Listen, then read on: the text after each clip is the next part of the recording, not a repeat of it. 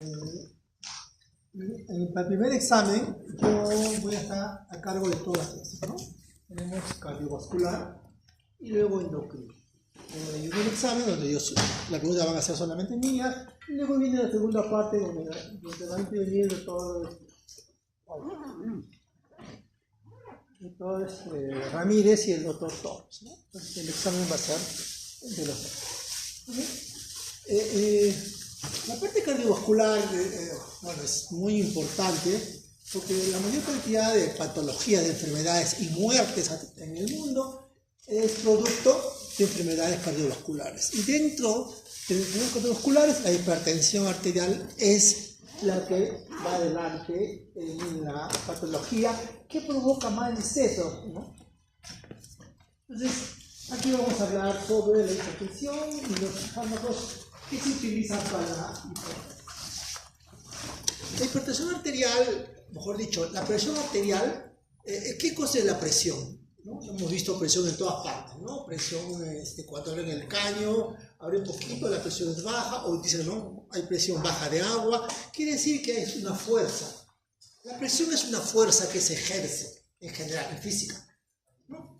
Sencillo, una fuerza, ¿no? Claro.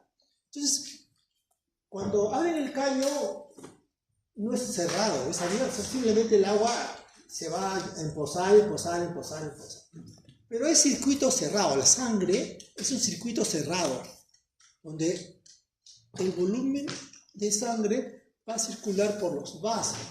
Entonces, cualquier alteración en el flujo de la sangre va a generar un aumento o una disminución de la presión. Bien, es que tener bien claro qué es presión. En general, es una fuerza que se va a ejercer, que se ejerce dentro de un sistema. Y en el caso del sistema cerrado, esa fuerza va a estar dada por el movimiento de la sangre. ¿Y quién es el que va a recibir esa fuerza? Los vasos sanguíneos. ¿No? Porque los vasos son aquellos, el volumen es el mismo, y los vasos van a estar involucrados. Simplemente para esa introducción, para ver ¿no? Entonces vemos que la sangre es circulada por el corazón. El corazón es el que impulsa la sangre a través de los vasos. Circula por, ¿no? ¿Se acuerdan? El árbol se llama, ¿no? El árbol arterial, ¿se acuerdan de secundaria? Y regresa por el árbol venoso. Arterial y venoso. ¿Bien? Y así sigue el círculo. ¿Quién contiene, como les decía, quién contiene esta sangre? Los vasos sanguíneos, arteriales y venosos. Entonces vemos, pues, que la presión, en este caso, va a estar mediada por el gasto cardíaco, la cantidad de sangre que el corazón bombea al sistema, ¿no? Por minuto. Y en el otro lado, a nivel vascular, está dada por la resistencia periférica. Y la resistencia es el diámetro de los vasos. ¿Ok? Mientras menos ancho sea, mayor resistencia. Aumenta la resistencia significa que aumenta la vasoconstricción, porque la sangre va a pasar por ahí, por esos vasos, y si hay vasoconstricción va a ofrecer más resistencia al flujo de la sangre. ¿No? Ese es el término resistencia, y como es en las arteriolas, son en los vasos pequeños, se le llama periferia. No son los centrales, porque tenemos vasos centrales, que son vasos grandes, y tenemos los vasos periféricos, que son los más pequeños. Y los vasos periféricos en extensión son los más abundantes. Si lo ponemos en área, son inmensamente grandes comparados con los grandes vasos. Los grandes vasos, la extensión, el área es más pequeño. Por eso que cualquier alteración, cualquier pequeña alteración en el diámetro de los vasos de la resistencia, la presión va a aumentar excesivamente. En cambio, en los grandes vasos no. Los grandes vasos no tienen tendencia a colapsar o a contraerse, salvo con la aorta, hay patologías demasiado, hay demasiada tensión, hay una hiperreactividad, por ejemplo, de la agua. Entonces, vemos pues que los vasos, la salud de los vasos, la integridad de los vasos, está en relación con su resistencia, ¿no? Con el flujo de la sangre. Si mucho flujo de sangre, mucha presión y puede empezar a fallar. Porque cuando hay demasiado uso de algo, tiende, la clásica, a malograrse, ¿no? Si tienes algo que ni lo usa, comienza a estar nuevecito, funciona apenas lo use. Pero algo que lo usas bastante, aumenta la probabilidad de que cuando lo quieras usar ya no funcione. Así es simple, porque hay un desgaste, hay un consumo, hay una alteración. ¿Ok? Quiero que tengan claro eso. Entonces vemos, esto hay que grabarlo, ¿no? La presión arterial, ya hablamos de arterial, es el producto del gasto cardíaco y la resistencia periférica. Muy bien. Entonces, si lo vemos eso la pregunta es, entonces, ¿cuáles serían los objetivos terapéuticos en caso de que eso nomás sea nuestro conocimiento sobre la presión arterial? ¿Cuáles serían nuestros objetivos? ¿Dónde deberíamos atacar? ¿Qué deberíamos hacer? Es tan simple, ¿no? Si el gasto cardíaco, si la presión arterial está dada por el gasto cardíaco, hay que disminuir el gasto cardíaco. Y el gasto cardíaco está dado ¿por qué? Por la frecuencia, ¿no? Y la contracción, ¿no? Y el volumen. Entonces, ¿qué es más fácil? Disminuir la frecuencia. Entonces, el enfoque terapéutico sería disminuyo la frecuencia cardíaca y por ende disminuyo el gasto cardíaco. Muy bien. Y el volumen sanguíneo también podría disminuirlo en caso de que esté elevado. No, pero a nivel cardíaco. Estamos hablando a nivel cardíaco. Correcto. Cuando la presión arterial se incrementa por incremento de volumen, en esos casos un diurético va a disminuir el volumen sanguíneo, por ende disminuye el gasto. Y si disminuye el gasto, disminuye la presión. ¿Ok? Está claro eso, ¿no? Objetivo terapéutico, el gasto cardíaco. ¿Cómo lo corrijo? Disminuyendo el ritmo y disminuyendo el volumen, si es que eso es el caso del incremento de la presión. ¿Okay? Le recalco eso porque se habla mucho pues del diurético como antihipertensivo hace mucho tiempo y se cree pues que un diurético como acción diurética te va a bajar la presión en todos los casos. No. Si tu volumen plasmático, tu volumen sanguíneo no está elevado, ¿el diurético te va a disminuir la presión? No. Porque tu presión arterial elevada no es por aumento del volumen. Tu presión arterial elevada es por otro mecanismo. ¿Ya? Y por este lado, entonces disminuyo la resistencia periférica. Entonces, ¿qué medicamentos podría usar para disminuir la resistencia periférica? Los vasodilatadores, ¿no? Ya sea arteriales o venosos. Entonces disminuyo y baja la presión arterial. Ok. Entonces aquí en este gráfico ampliamos el concepto, ¿no? Ampliamos. Entonces tenemos la bomba, eso, el circuito cerrado del sistema arterial y venoso.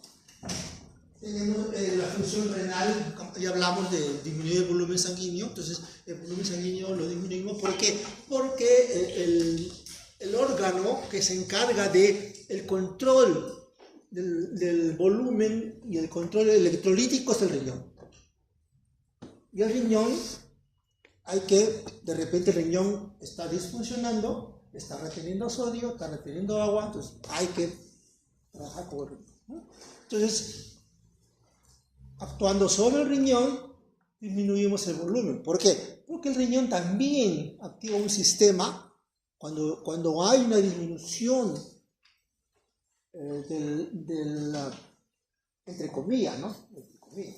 Una disminución del flujo sanguíneo renal, se van a activar mecanismos compensatorios.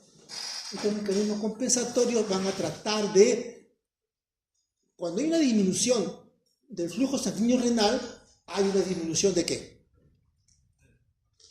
Pero antes de eso, este es un producto ¿de qué? De la filtración. ¿Okay? Hay una disminución de la filtración, porque la orina es el producto de la filtración, resorción y lo que ya no se va. Entonces, si hay una disminución del flujo sanguíneo renal, hay una disminución de la filtración, hay una disminución de la reabsorción de sodio, hay una disminución de la tonicidad, ¿no? A nivel de las células intraglobulares, de la mácula densa en el riñón, y eso va a hacer que digan que para ese sistema, dicen, no, aquí no está ingresando sangre, así que hay que aumentar el flujo sanguíneo. ¿Y cómo lo aumenta? Activando el sistema renina, angiotensina, aldosterona. ¿Ok? Entonces, activa este sistema y esto promueve vasoconstricción. Bueno, así rápidamente, ¿no? Promueve vasoconstricción. ¿Ok? Luego tenemos un centro principal del control de la presión, el sistema nervioso autónomo. Nosotros, por ejemplo, yo ahora estoy parado, me estoy desplazando, entonces, mi presión tiene que estar adecuada para todo mi cerebro, especialmente mi cerebro. Pero ustedes están sentados, si ustedes se paran rápidamente, ¿qué ocurre? Nada. ¿Por qué? Porque tiene su sistema autonómico excelente, son jóvenes. Pero si yo, tampoco soy tan joven, si yo me siento un rato y me paro rápidamente, ahí sí me mareo un poco. ¿Y por qué me mareo?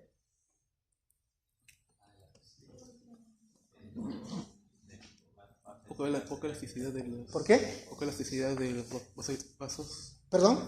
Poca elasticidad de los vasos. No. Vayamos a la cosa. ¿Por qué me mareo? Y te la pregunto, después digo, ¿la consecuencia de qué? ¿No? ¿Por qué? ¿Qué le ocurre? ¿Por qué me mareo? Un cambio de presión en el cuerpo. Un cambio de presión en el cuerpo. No, pero no. Vayamos a... Cuando digo me mareo, ¿qué se está produciendo para que me maree? Falta de oxigenación en el cerebro. Eso tiene que ser directo. ¿Por qué me mareo? Porque hay una disminución de la circulación en el cerebro. Al llegar poco oxígeno, saben que las neuronas están funcionando a 100 por hora, disminuye el oxígeno, entonces ciertas neuronas dejan de funcionar. Entonces, la causa de que, ahora viene, ¿por qué es que no llega la sangre al cerebro rápidamente?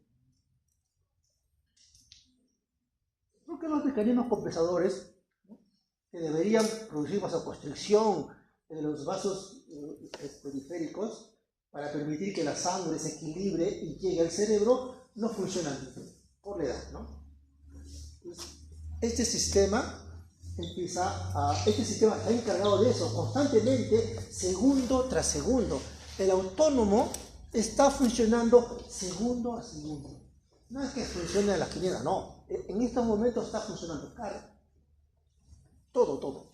El sistema autonómico involucra el sistema simpático y parasimpático, pero como estamos activos es el simpático. El parasimpático está descansando para otro momento. Entonces, igual está pendiente el parasimpático si el simpático se está exacerbando. Entonces, si se está exacerbando, el simpático lo controla, ¿no? ¿Qué te pasa?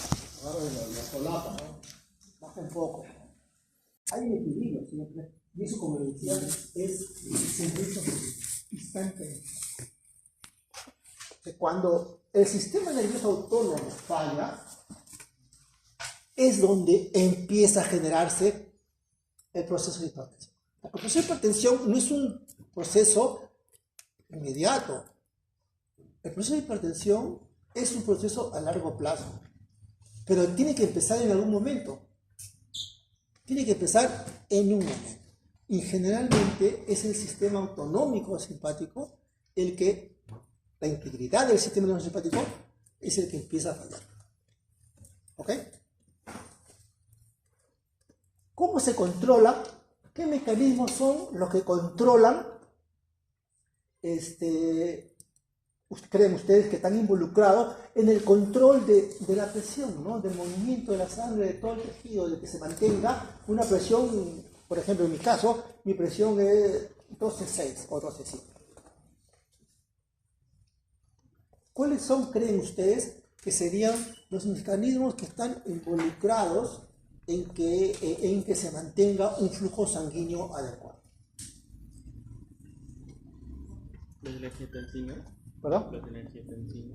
Pero claro, no, serían los más directos involucrados son cierto tipo de receptores, ¿no? Los presorreceptores. El presorreceptor controla la presión. Y el presorreceptor está disparando constantemente. ¿Ok? Constantemente dispara. Está disparando. Entonces, si la presión se quiere elevar, dispara y se controla. Es así, es dinámico. Los receptores, los quimiorreceptores. Los quimiorreceptores son receptores localizados principalmente a nivel hipotalámico, pero también a nivel del seno carotídeo, por ejemplo, donde están perciben los gases, ¿no? El CO2, el oxígeno. Entonces, cuando disminuye el flujo sanguíneo, disminuye el aporte de oxígeno, entonces hay unas células, unas terminales sensibles al oxígeno. Por eso que la persona que sube a altura, nosotros que somos aclimatados, subimos a la altura, tenemos problemas, ¿no? Tenemos taquicardia. ¿No? Taquicardia, un soporte de la presión, mientras nos aclimatamos. No puedes subir un poquito porque al instante sientes que tu corazón... ¿Por qué? Porque como hay disminución de oxígeno, estos quimiorreceptores disparan, se activan. Decimos, no, necesitamos más oxígeno. Y no pueden agarrar oxígeno del aire porque no es suficiente. Entonces, ¿qué hace? Aumenta el gasto cardíaco, aumenta la presión para que la sangre vaya más al cerebro.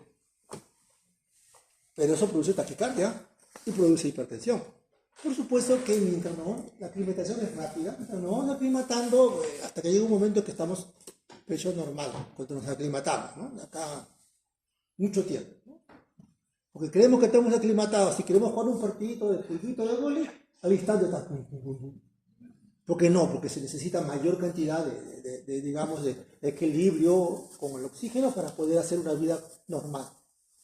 ¿Sí? Tenemos quimiorreceptores y tenemos presorreceptores. Esos están disparando constantemente. Entonces, si es que empiezan a fallar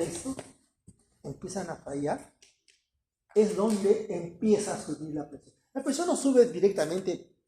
Yo tengo 12 y de repente de acá a una semana voy a tener 16. ¿No? Y eso es normal, ¿no? Por supuesto, no. De acá a 6 meses mi presión de 12, de repente ya es 12,4. De repente 1 año o 2 años mi presión ya no es 12,4, mi presión ya es 13. Y de repente 5 años más mi presión ya es 13,5. Y a 10 años mi presión ya es 14. Así sube la presión. Así, poquito. Estos reguladores, se cree, ¿no?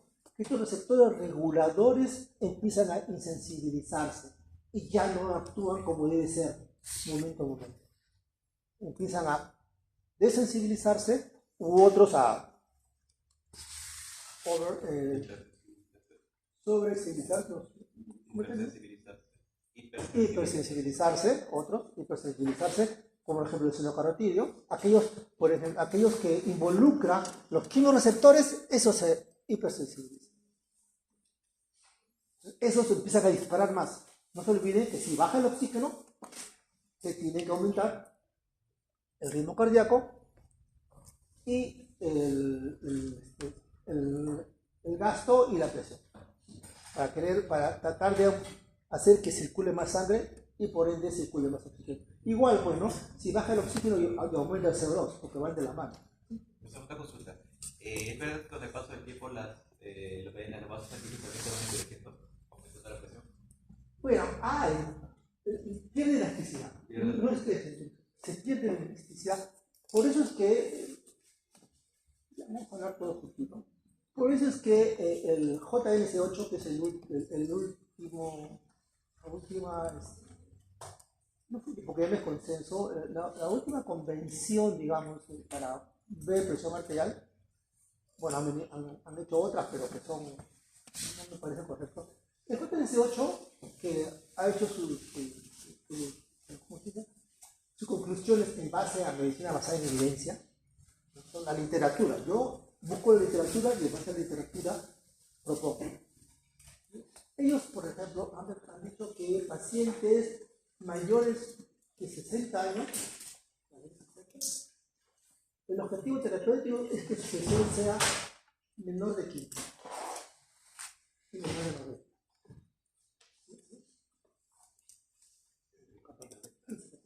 90. Ya ponen. No es que, porque como pierde elasticidad los vasos, no voy a esperar que una persona de 65, su presión arterial sea 12 o 13. No, pero como pierde elasticidad, va a aumentar ligeramente. Y yo no lo voy a poner en ese rango que dice, no, es hipertenso, hay que tratarlo. Porque esas personas mayores, como no tienen una buena respuesta a nivel autonómico, puede bajar rápidamente la presión y sin problema. Y si baja la presión, va a ir y se cae. Y se cae, se fractura y peor, ¿no? El día a día de la persona se pierde, ¿no? Entonces, hay que tener cuidado. Entonces, uno de los factores principales involucrados en el desarrollo de la presión arterial es el sistema autonómico, el que está en el medio.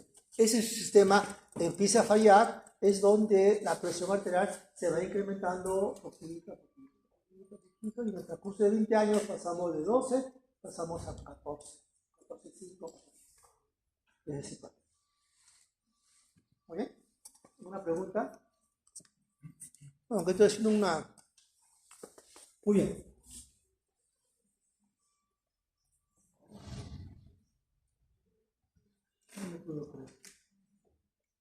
Okay.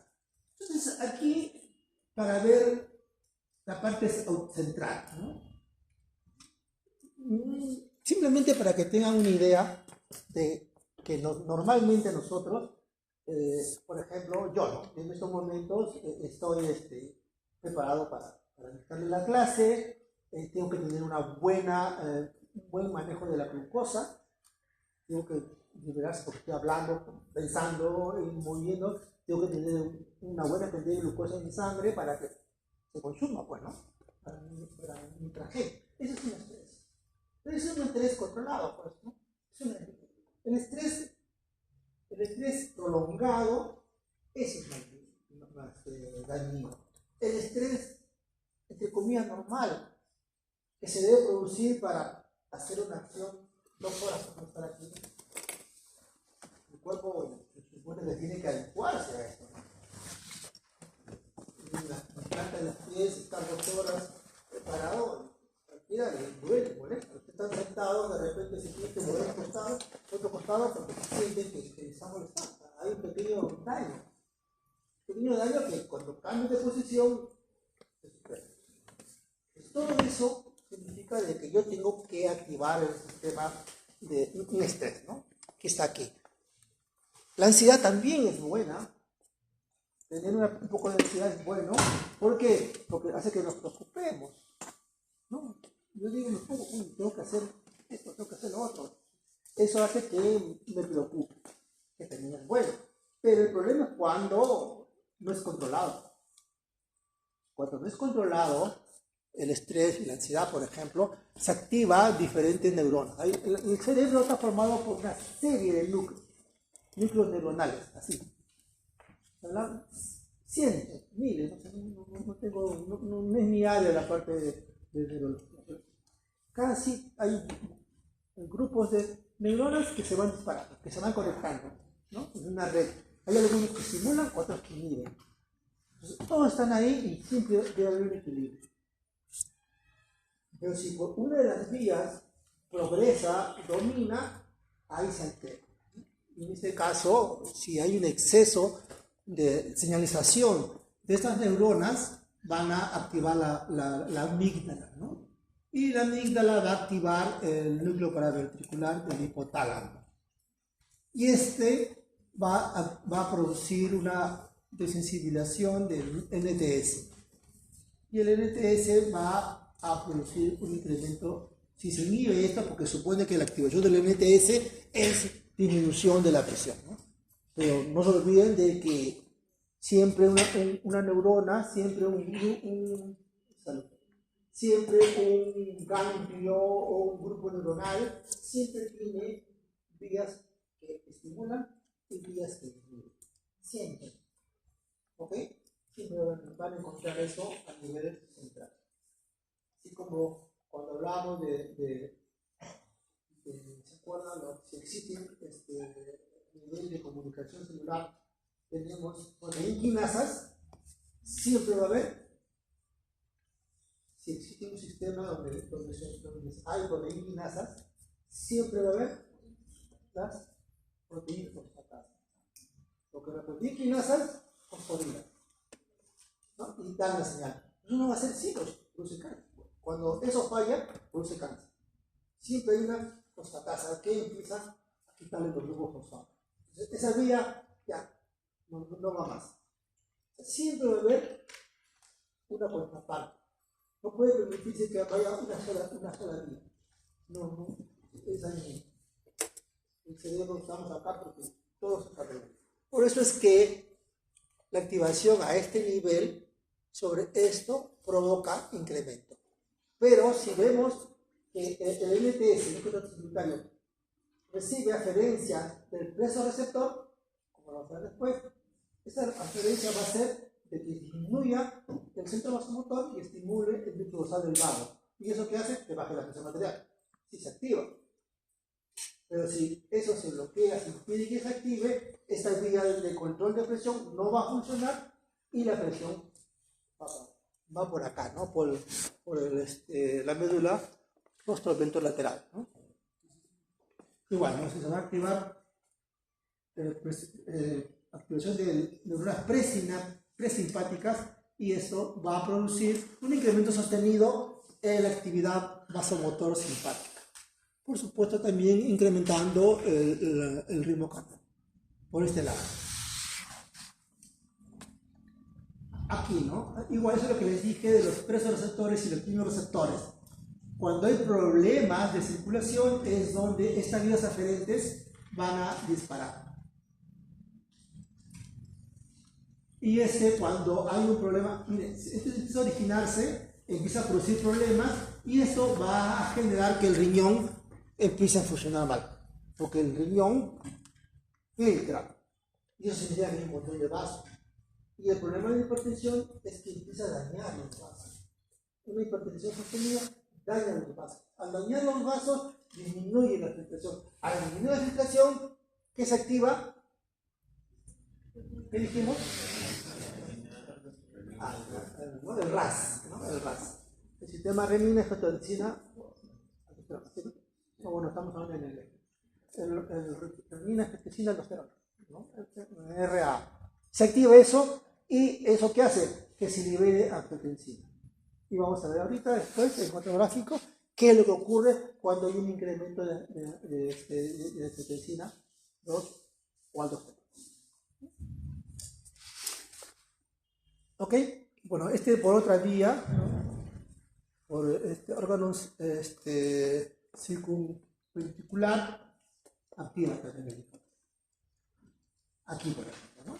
Aquí vemos cómo la angiotensina 2 va a actuar vía P sobre NTS y vamos a ver que va a promover el estímulo del ganglio simpático, ¿no?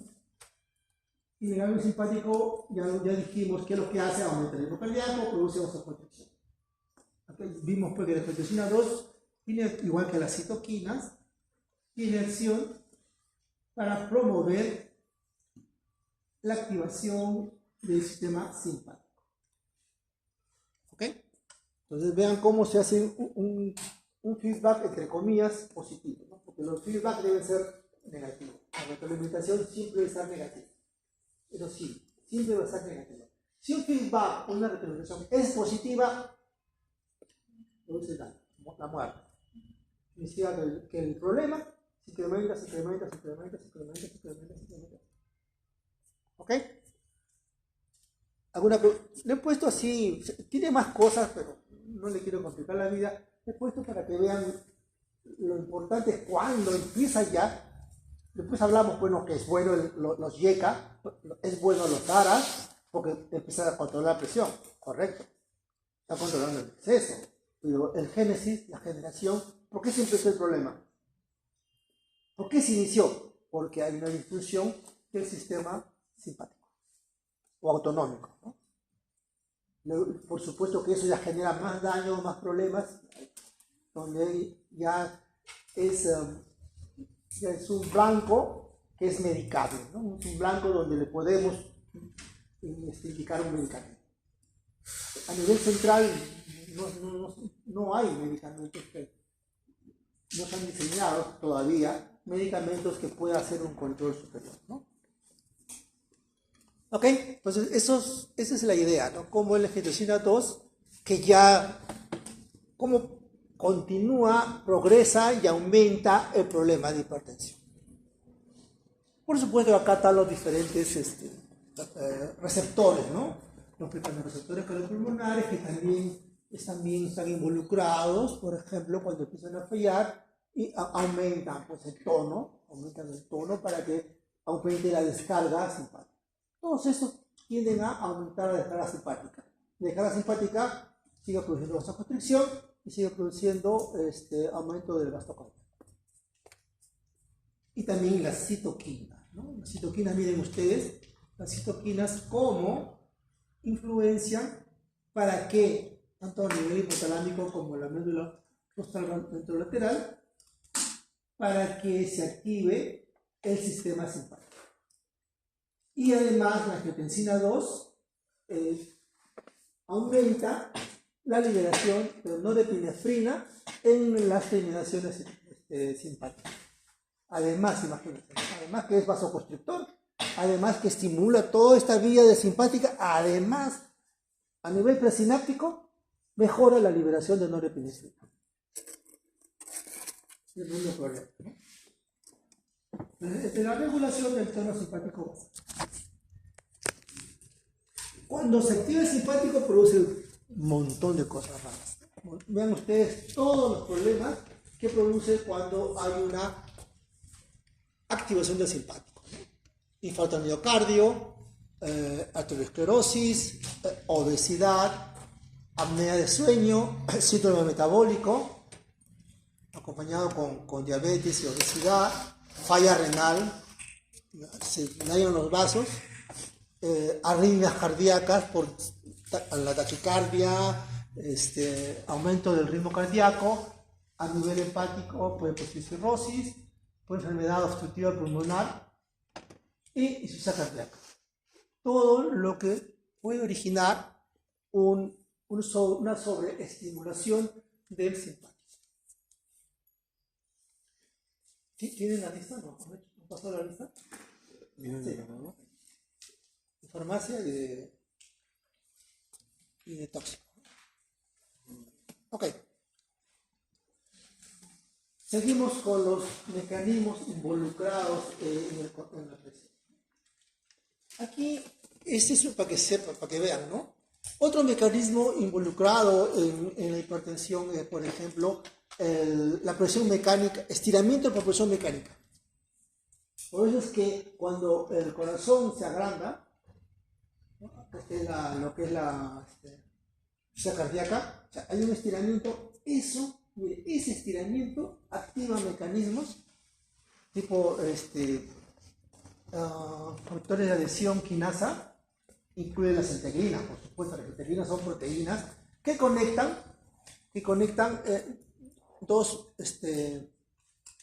células, ¿no? Hay una tejido basal y se conecta por integrina. Esas son las que, miren, vía FAC y SRC se activa una serie de enzimas de expresión de protocogenes, de expresión genética, que lo que van a hacer es, al final, remodelar físicamente. No solamente el corazón, sino también los vasos. Remodelar significa cambiar su conformación, modificarlo. No conformación, modificarlo, aumentar la cantidad de células. Es una proliferación, ¿no? Hay proliferación, migración, síntesis proteica, formación de beta-aminoproteínasas. En caso de que ya el problema sea más grave, es apoptosis. Esos son procesos de remodelación. Y por eso es que el corazón se agranda. Y se agranda y es más insuficiente. Esta remodelación también es en los vasos. Las arterias, como están sintiendo demasiada tensión, demasiada presión, también se engrosan, aumentan, no es que haya esclerosis, sino que aumentan la cantidad de células lisas. Y al aumentar la cantidad de células lisas, se convierte en, una hiperreactividad. Una hiperreactividad muscular. Así como ustedes van a ver cuando vean asma, allá hay una hiperreactividad bronquial, aquí va a haber una hiperreactividad vascular. ¿Y cuál es el problema? El problema es que ante un pequeño estímulo, la contracción va a ser excesiva. Si un vaso normal, por ejemplo, este es un vaso normal, si se estimula, se cierra. Pero si hay hiperreactividad, ese mismo estímulo provoca esto. Porque tiene mayor cantidad de células lisas y responde y contrae más. Y eso significa que la presión se eleva tremendamente. Y eso puede originar presiones de 21 o 22 que pueden provocar fractura de vasos a nivel del cerebro, ¿no? Y provocan los derrames cerebrales, los ictus, que son una de las principales causas de muerte por hipertensión, ¿no? Entonces, esta remodelación física está provocada pues cuando hay incremento de los presorreceptores, los receptores de estrés mecánico. Cuando se activan ellos, es que se produce toda esta cascada de eventos. ¿Okay? Simplemente aquí lo que quiero que entiendan y resalten es esto, ¿no? La presión mecánica por estiramiento va a provocar la remodelación física de la arteria, o del vaso, mejor dicho, del vaso y del corazón. A nosotros nos interesa, ahorita nos interesa la arteria, ¿no? Por eso, un paciente que empieza a controlar su presión, ojo que esto es dinámico, toda remodelación es dinámica, no es que se queda ahí. Como se tiene que activar los genes, ¿por qué? Porque está el estrés, está el estiramiento. Si cesa el estiramiento, si cesa la presión, cesa la activación de los genes y disminuye el número de células lisas y vuelve a su estado basal. Todo nuestro organismo tiende a estar en su estado basal.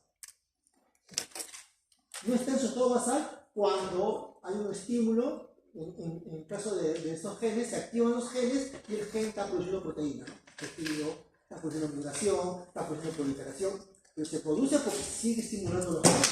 Los genes no estimulan y eso vuelve a su estado basal. Entonces, una persona, esto es como para que ustedes expliquen a los pacientes que un buen manejo de su presión, bien controlada, puede hacer de que disminuyan la dosis y puede hacer que por un periodo de tiempo pueda dejar hasta de tomar medicamentos si lo tiene bien controlado. Bien controlado. ¿Por qué? Porque ya no hay hiperreactividad. Segundo, los receptores, los presorreceptores ya vuelven a ser sensibles. Igual los quimioreceptores. También hay unos osmoreceptores a nivel superior. También están viendo eso, ¿no? Y los osmoreceptores, pues, por ejemplo, responden al incremento de sodio. ¿Ok? Muy bien. Eso es lo que resalta de aquí. Aquí está, ¿no? Cuando hay un aumento de la presión, los vasoreceptores, ¿no?, que se encuentran en el callado de la aorta y en el seno carotídeo, ellos disparan al NTS, ¿no?, al núcleo tracto solitario. Aquí en el NTS hay un receptor alfa 2 postsináptico. ¿Qué quiere decir? ¿Qué libera el estímulo del vasoreceptor? El estímulo del vasoreceptor, ¿qué transmisor libera el NTS? No.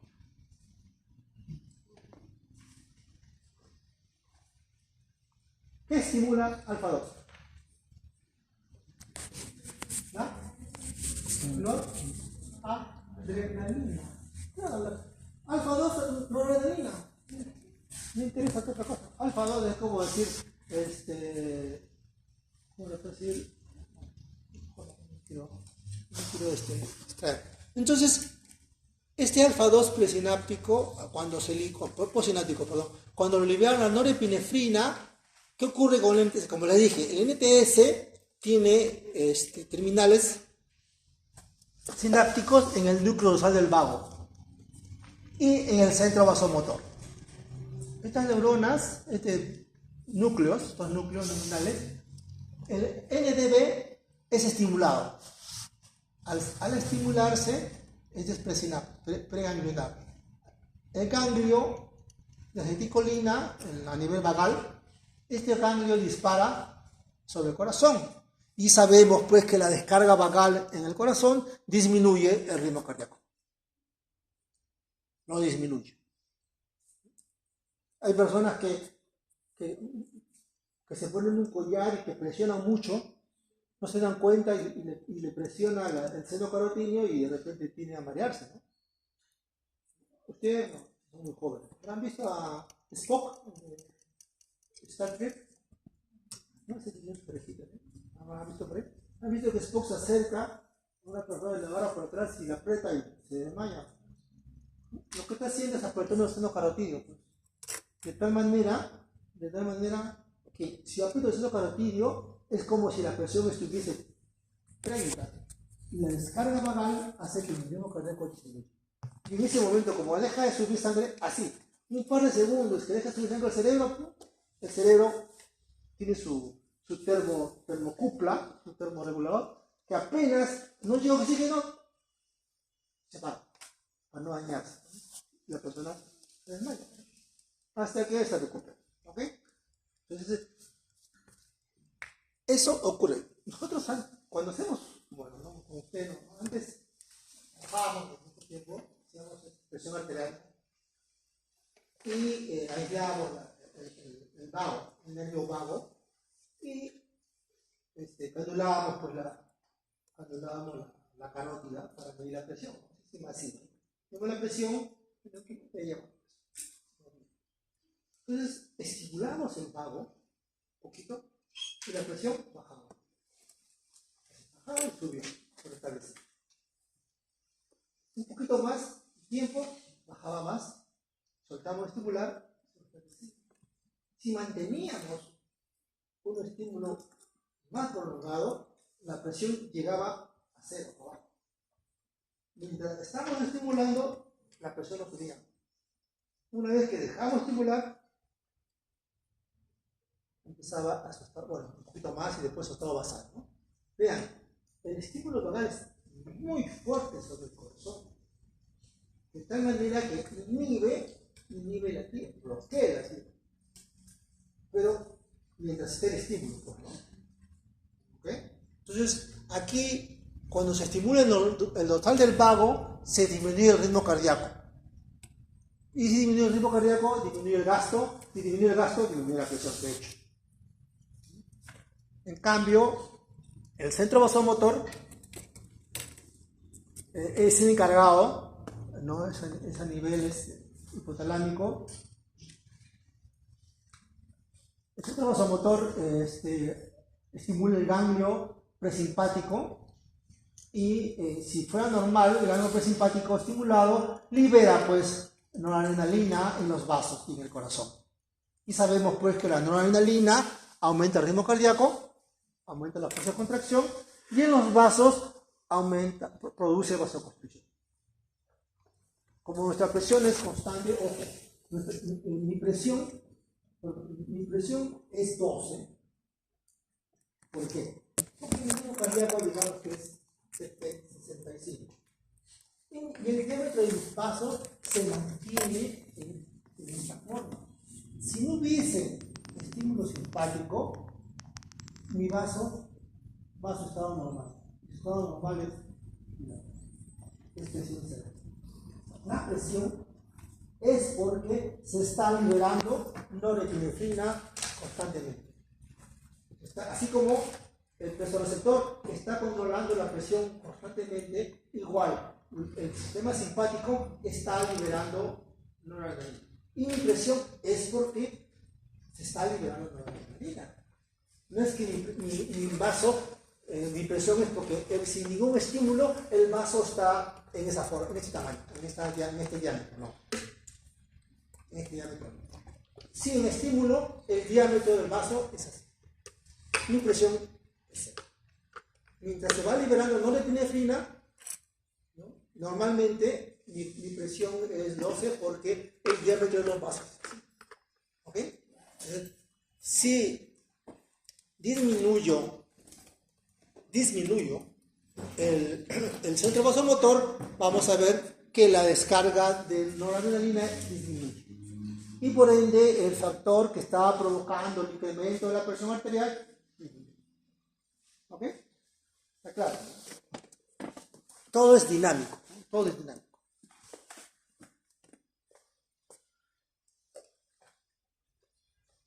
Ya. La hipertensión.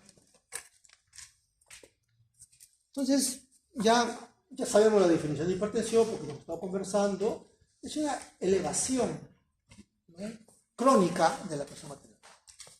Como le dije, no es que se eleva ahorita, no. Se eleva poco a poco durante mucho tiempo. El gran problema de la hipertensión no es que se esté elevando, sino que produce daño a ciertos órganos. Una excesiva y constante elevación de presión daña el riñón. Altera los vasos del riñón, produce esclerosis renal de los vasos del riñón, disminuye la filtración y eso pues activa el sistema de drenaje presión observado. Ya sabemos lo que es eso, ¿no? ¿Qué ocurre a nivel cardíaco? Un sobretrabajo del corazón hace que el corazón active mecanismos compensatorios que a las finales lo van a dañar. Ese estiramiento que vimos, ese estiramiento que activa toda una serie de genes que van a promover la remodelación, porque se supone que el sistema dice, según Strauss, aumento el tamaño, aumento la masa, mejoro la función. Ese será en este músculo, pero no en este. En este músculo lo hace peor, más ineficiente. Y eso lo hace la presión. Igual, el incremento de la presión también puede producir aterosclerosis. ¿No? El problema de que un excesivo aumento de presión puede provocar rupturas de vasos en el cerebro, dañar el cerebro, producir problemas. Si ustedes ven, cuando vean personas mayores que cuando caminan con un tipo de, ¿no?,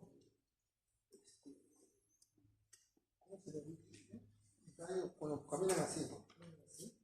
Esos han tenido un ictus, han tenido un derrame. Una parte del cerebro está dañado y justo esa parte motora. Por eso que arrancan el brazo, arrancan la pierna. ¿No? Porque si fuera otro tipo de problema sería general. Pero es por eso. ¿No? quiere decir que, por ejemplo, esa persona, la excesiva hipertensión arterial provocó ruptura de vasos. Al igual a nivel ocular, empiezan los vasos a fallar y la persona tiene que tener problema de visión. ¿Ok? Entonces, el gran problema, algo que también que tenemos que tener en cuenta, que la presión arterial va a variar de acuerdo a la edad, ya dijimos, ¿no? En las personas mayores van a tener una tendencia a tener presión un poquito más alta. En la presión arterial va a variar de acuerdo a la descarga simpática, en momento a momento, ¿no? Las personas de raza negra tienen mayor tendencia a hacer hipertensión. Cuando estamos comiendo, igual, como hay movimiento de sangre a través del abdomen, porque se tiene que ir sangre al abdomen, porque estamos para la digestión, ¿dónde está saliendo la sangre? Del cerebro. En vez de que vaya para arriba, se va para el costado. Entonces el organismo tiene que controlar los vasos para que se mantenga el flujo sanguíneo cerebral normal. Y para eso se tiene que aumentar la presión. Pero como estamos comiendo, es momentáneo, no pasa nada, ¿no? Y también el sexo también. Las mujeres están más protegidas para problemas cardíacos que los varones. Luego se equipara la posmenopausia. En la posmenopausia ya estamos igual, somos parches. El frío, el ejercicio también va a aumentar la presión, ¿no? Todo eso es porque se tiene que mantener el flujo del cerebro. Cuando hacemos ejercicio y corremos, si ustedes ven sus bíceps, sus piernas tan grandes, no porque el músculo ha crecido, sino porque se ha llenado de sangre. Entonces, aumenta el flujo sanguíneo porque hay ejercicio. ¿Y de dónde está el sangre? De arriba. Así que hay que aumentar la presión para que la sangre se mantenga igual en el cerebro. El cerebro es el dictador, el cerebro es el tirano con respecto al flujo sanguíneo.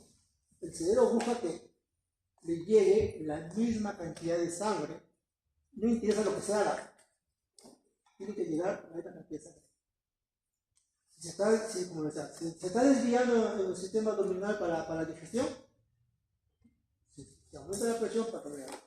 Si está haciendo ejercicio y vemos que la sangre se está distribuyendo en los músculos, entonces se tiene que aumentar la presión para compensar. Eso es todo. Compensar el flujo sanguíneo. Mientras haga eso, se eleva ligeramente la presión. Claro, el problema igual psíquico, el frío, ¿no? De hecho el frío,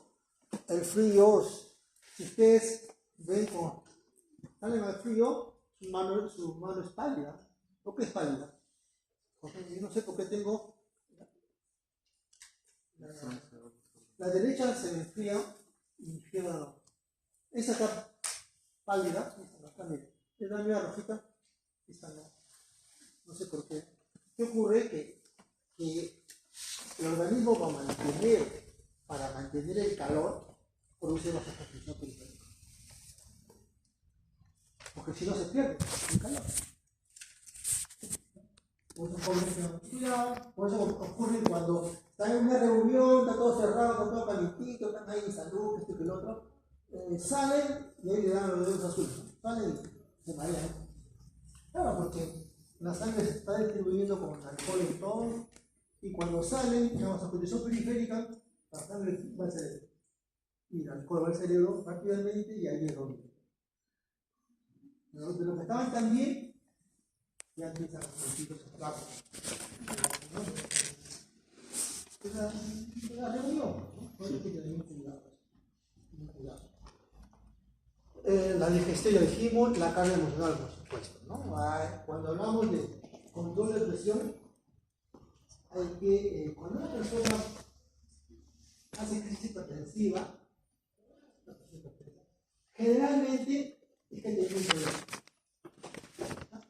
No tiene hipertensa, que se medica, y hace una crisis es porque se ha peleado con alguien, se ha peleado con alguien, ha hecho algo donde ha habido una alteración emocional.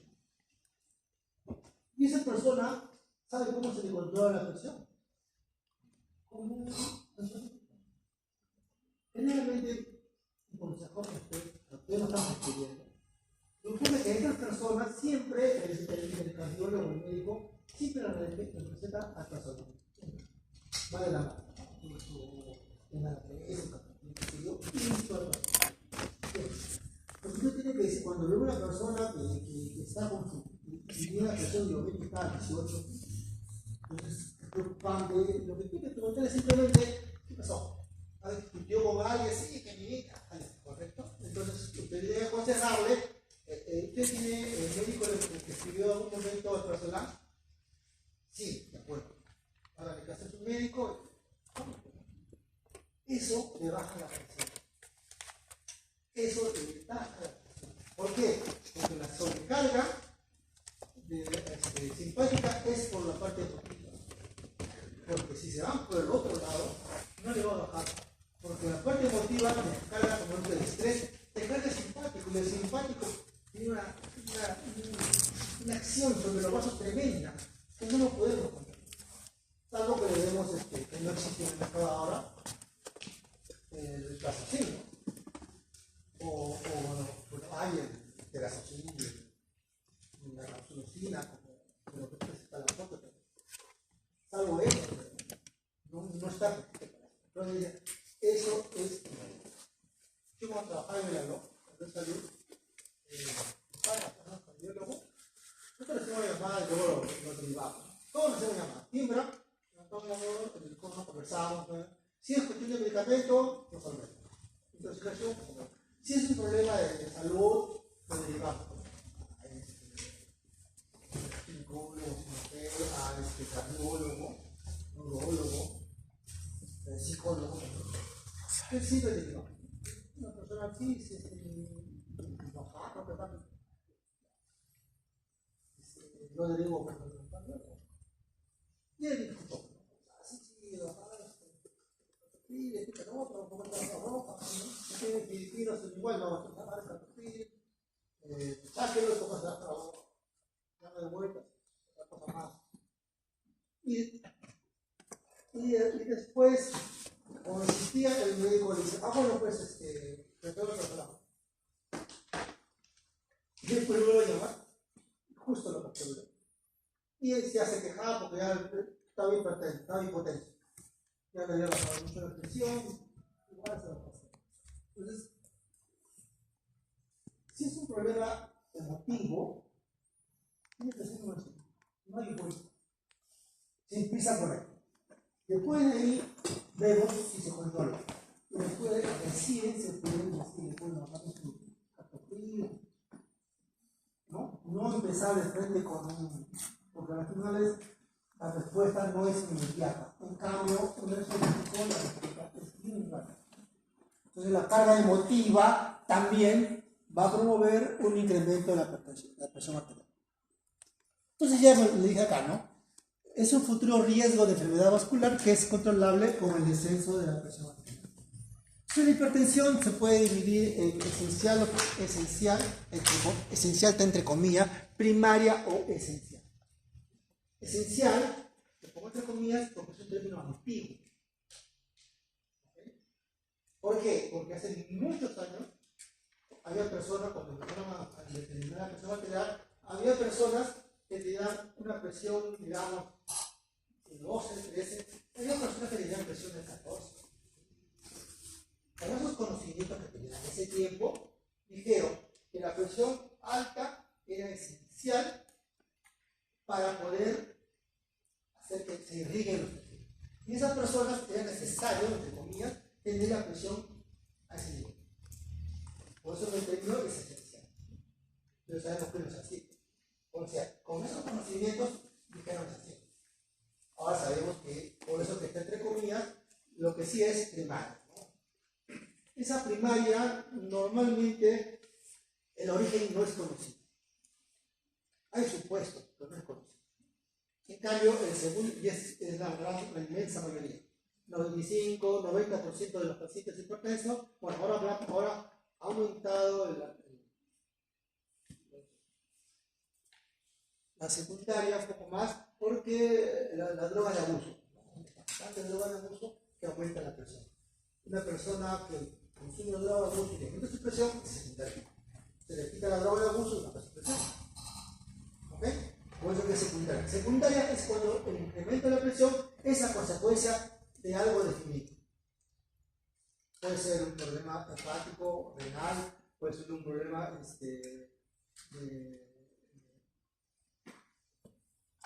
hipertiroideo, puede ser un problema de ingesta de medicamentos, porque hay medicamentos que aumentan la presión, por modo, si es necesario, hay que dar el medicamento. Ahora, que tiene que mejorar en la terapia antihipertensiva. Así de simple, ¿no? Siempre, jóvenes, no se olviden que nosotros buscamos mejorar la calidad de vida del paciente.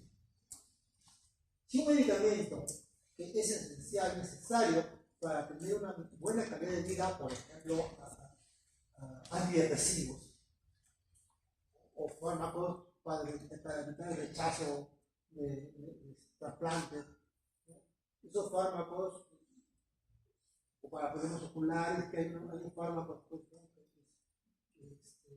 que son necesarios. Si esos fármacos elevan la presión, pues, bueno, tenemos que ver cómo controlamos la presión. Medicamentos para, mientras estoy dando el fármaco, hacer que la presión no se eleve mucho. Por favor. O sea, si siempre preocúpese de la calidad de vida. Se están medicando pacientes. Se está tratando pacientes. No se trata de enfermedades. Eso te bueno bien claro.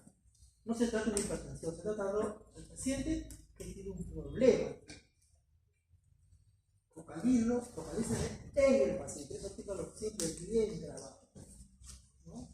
Si el paciente necesita tanta cantidad de medicamento y los protocolos dicen que no. Si con ese exceso de medicamento él va a mejorar su calidad de vida, pues se le da. Que el protocolo es el protocolo que no es nada. Todo ahora se debe individualizar, personalizar. Eso significa, está bien, tengo la medicina basada en evidencia, pero en ese momento tengo a mi paciente, al paciente, y lo que buscamos es mejorar su calidad de vida. No se puede permitir que el paciente sufra porque un protocolo lo dice. Así es. Está en el protocolo, definitivamente, está para tenerlo en cuenta en la mayoría de casos, pero en situaciones individuales, en situaciones personalizadas, lo tenemos solamente con referencia. Espero que lo tengan bien claro. Nosotros estamos atentos a la calidad del paciente y enfóquese siempre en el paciente. Porque si nos focalizamos en la enfermedad, no, es el paciente. ¿Ok? Entonces ya tenemos la primaria, que son la mayor cantidad, y la secundaria. Hay, por ejemplo, la prevalencia de la hipertensión con la edad. Ahora, hay que tener en cuenta, hay que tener mucho cuidado con respecto a estos valores. No dice acá, miren, por ejemplo, a los 70, queda 70 años, ¿no? ¿Estamos? Acá, mayor de 74 años, el 78% es hipertenso. Bajo el criterio, siempre pregúntese, ¿y cuál es el criterio? El criterio lo ponen cuando la presión arterial tiene que ser óptima, hay uno, que a partir de 13 ya es hipertenso, prehipertensión. Entonces, depende de eso, ¿no? 78% de hipertenso. ¿Por qué? Porque yo digo, arriba de 14 es hipertenso. Pero no puede. Hasta 15, según el JNS8, arriba de 15 es hipertenso. Entonces, imagínate, ¿esto cuánto bajará con ese enfoque, ¿no? ¿Esto a dónde estaría, no? Eso quiero que tengan en cuenta, ¿no? Porque esos valores asustan, ¿no? Yo veo 78%. Pero es el protocolo de criterio. Hay que tener mucho cuidado con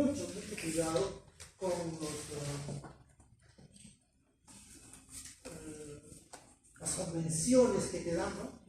Eso está manejado por la industria. Lamentablemente, la industria farmacéutica es una industria muy poderoso. A veces mete la pata. A veces se sabe que hay más gente que es más papista que el Papa. Y a veces te cambian con respecto a la clasificación de cuándo hasta cuándo es hipertenso. Antes se hablaba de que por encima de 12 es hipertenso.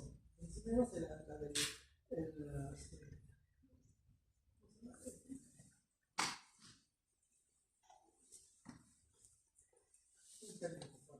el protocolo que hizo la americana, el protocolo 78 en 2018, 17, 18, subió bajo.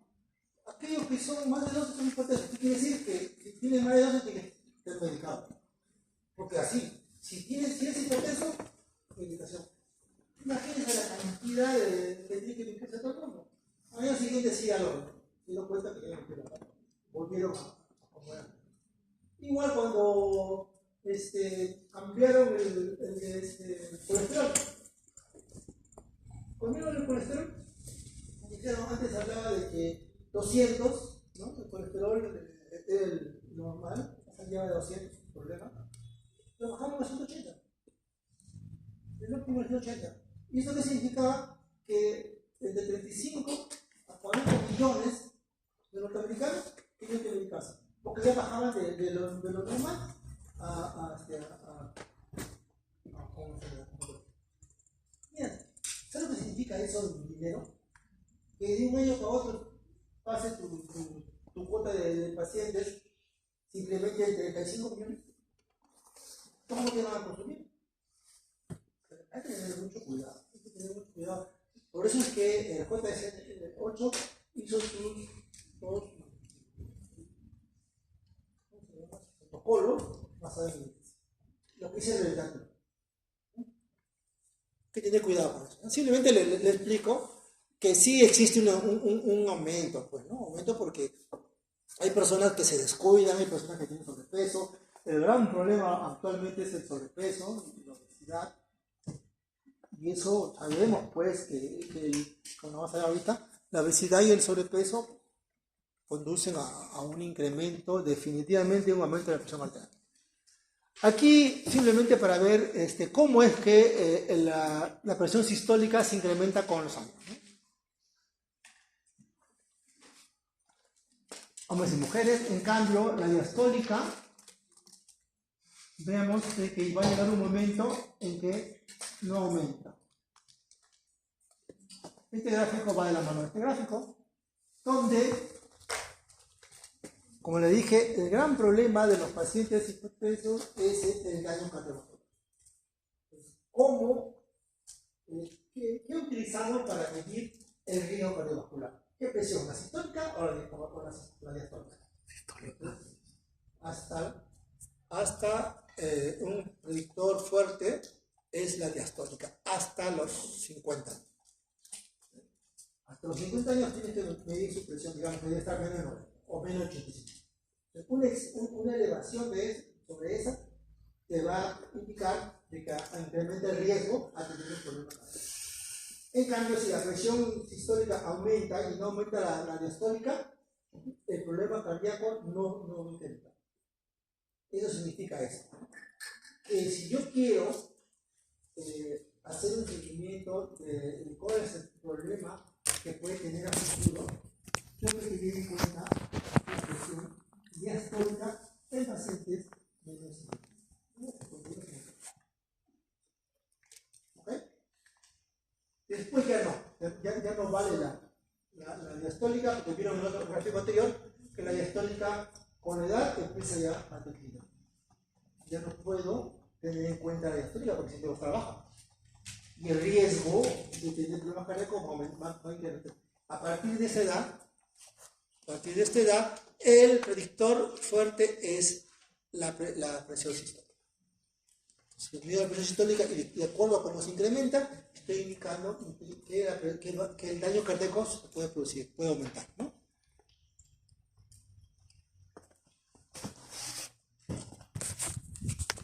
Bueno, la segunda ya dijimos que es consecuencia de enfermedades, renal, Cushing, coartación de la aorta, etcétera, etcétera, y por drogas de prescripción. Los esteroides definitivamente, los corticoides te elevan la presión. Si una persona tiene, por ejemplo, un lupus eritematoso, va a tener que consumir corticoides, ¿no? Constantemente, en ciertos periodos fuertes. Y lo que se tiene que hacer es implementar una terapia antihipertensiva que controle. Si yo controlo la presión, se mantiene dentro de los rangos normales, no le va a pasar nada. Nada. Porque el daño es cuando la presión se eleva y se va descontrolando. ¿Ok? Se le va a dar un medicamento que sabemos, un corticoides, estrógenos. Bueno, ya no hay. Antes se daban los anorexígenos, ¿no? Las anfetaminas para pacientes que tienen problemas de despertarse, ¿no? Que se active para subir la presión, ¿no? Pero se tiene que dar una medicación para que lo controle. Los AINES también pueden producir eritropoyetina, los descongestionantes, ¿no? La fenilefrina, que es bastante. Los descongestionantes para el resfrío que se suma fenilefrina. La fenilefrina produce vasoconstricción. Ahora, lo ideal es gotas nasales, ¿no? Que tiene fenilefrina para que simplemente el gran problema es la congestión. ¿Y por qué voy a tomar algo sistémico si puedo aplicarme algo local, ¿no? Simplemente unas gotas nasales para evitar. Y si tengo problemas de congestión, clorfenamina, ¿no? Te dará sueño, pero te produce sequedad de mucosa, o loratadina, ¿no? Que no produce menos sueño, pero sí te produce disminución de la mucosidad.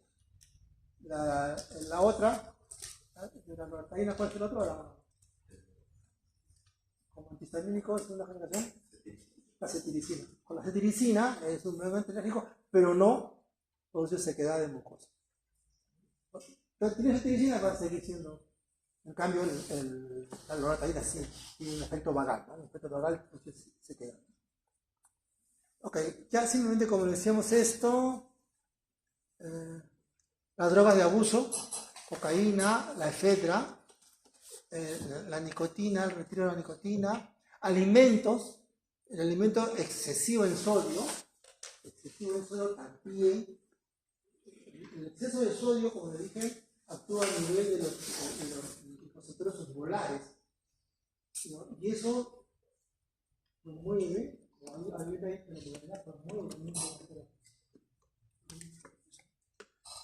bueno, el alcohol, los licores, y bueno, hay la tiramina. Bueno, esto ya no hay, antes había antihipertensivos, inhibidores de la monoamina oxidasa, ¿no? Antes había la receptina, ahora ya no. Pero todos los productos fermentados, esa cerveza, queso, todos los fermentados, hay tiramina. La tiramina es un producto, un metabolito de las bacterias. Y la tiramina tiene una alta afinidad por las vesículas que tienen monoamina, ¿no? Que tiene adrenalina. Cuando consumen tiramina, la tiramina, la tiramina llega, se reabsorbe, se recapta y libera noradrenalina. Si tengo inhibidor de la monoamina oxidasa, esa noradrenalina sale y aumenta la presión. Pero si no tengo inhibidor de la monooxigenasa, la monooxigenasa lo destruye. No hay problema. Como decía, antes sí había. Ahora, en la actualidad, hay fármacos, hay medicamentos antidepresivos que son inhibidores de la monoamina oxidasa. En ese caso, tendría que tener una vigilancia. No se usa mucho, pero hay en el mercado, ¿no? En ese caso, podría ser un problema la ingesta de alimentos que contienen tiramina. ¿Por qué? Porque podría provocar un aumento de la presión arterial. En ese caso.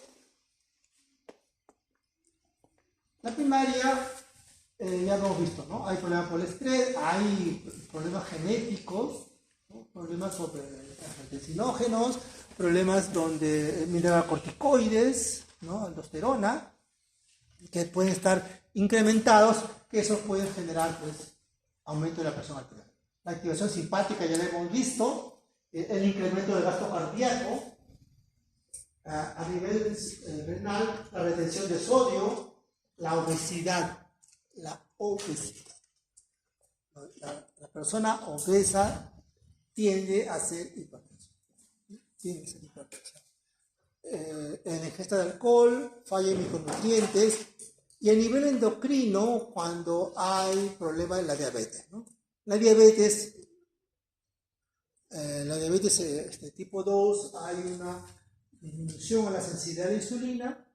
Esa disminución de la insulina hace que se libere más insulina para querer compensar, y la insulina tiene problemas, puede originar neurovascular problemas, porque la insulina genera un factor de crecimiento similar a eso, y eso produce aumento de la proliferación a nivel de los vasos, ¿no? Y a nivel del endotelio, problemas a nivel del endotelio puede aumentar la endotelina, que es un potente vasoconstrictor, y puede disminuir la formación de óxido nítrico, que es un potente vasodilatador, ¿no? El óxido nítrico se llamaba antes factor relajante derivado del endotelio. En esta literatura van a encontrarlo como factor relajante derivado del endotelio. Antes, cuando estudiaban, sabían que había algo que dilataba, pero se me queda. Una discusión de fenómeno más amplio, más extenso, ¿no? Luego se descubrió, pues, ganó premio Nobel, que descubrió, pues, que ese factor relajante era el óxido. Lo descubrió. Y en realidad se llama óxido nítrico. ¿Ok? Entonces vemos todos los problemas y alteraciones que se pueden producir que van a provocar incremento de la hipertensión. ¿Alguna pregunta? Hablando demasiado. ¿Una pregunta? ¿Venimos muy rápido? ¿Sí? Sí. En el caso de las personas que sufran presión, sufren hipertensión, ¿es recomendable que hagan deporte o no? Porque hacer deporte también No, hay que hacer ejercicio, claro. Claro. El ejercicio modifica la relación con el oxígeno, y eso definitivamente ayuda. El ejercicio ayuda bastante. No, ojo que el deporte no se ayuda a un partido bajo, ¿no? Ejercicio poco a poco, ¿no? Ejercicio, correr, trotar, jugar con mi hermano, cuando uno juega todo el día. No, pero sí hay que hacer ejercicio, ¿no? El ejercicio mejora la respuesta realmente al peso receptor. Si mejora el peso receptor, tiene un mejor control, ¿no? Porque la presión se eleva porque no manda señales. Porque si el MTS se activa, el activa de bajo, se activa, pero si no recibe el MTS, o por el otro lado, no te digo que presión te hace bajar el peso. Al bajar el peso, al disminuir la adiposidad, vamos a ver bastantes cambios beneficiosos. Sí, es bueno, pero no pero sí es bueno hacer ejercicio. ¿Algo más? Sí. ¿Perdón? ¿Cuál?